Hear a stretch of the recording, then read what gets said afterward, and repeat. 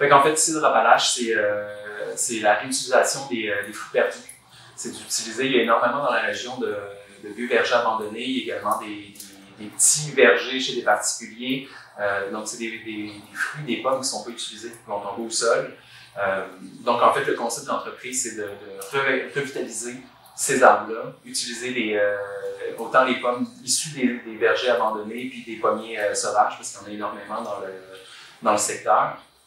Et en plus, je fais de l'apiculture aussi. Je vais avoir mes ruches qui vont être mises dans mes principaux sites de cueillette qui vont aider à la pollinisation autant des pommiers que des cultures avoisinantes, là, comme les ruches ont un terrain d'action de 3 à 5 km. Autant les cidres et le miel vont être commercialisés en même temps. Les miels de printemps, les miels d'automne, les miels d'été vont surtout servir autant dans certaines cuvées de cidre ou dans les cuvées de piquette également que je vais produire. Cette année, j'ai 5 cuvées différentes. J'ai une cuvée qui a été faite avec des mares de raisin rouge de la ferme Raco à Kamouraska. Une cuvée qui a été faite avec leur mare de blanc également. J'ai une cuvée avec du sureau qui a été pris au verger d'évolution à Sainte-Louise. J'ai également une cuvée qui est faite avec du cassis de l'île d'Orléans, de la ferme du Capitaine.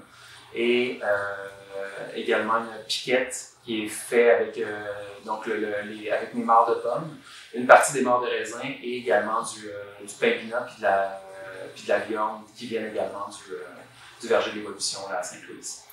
Ouais, en fait, je suis entrepreneur depuis 12 ans. Dans le milieu de la restauration et gastronomie à Montréal. J'ai eu quelques restaurants, une usine de charcuterie également. J'ai passé les 22 dernières années à Montréal, puis l'idée c'est de revenir me réinstaller en région, dans mon coin natal.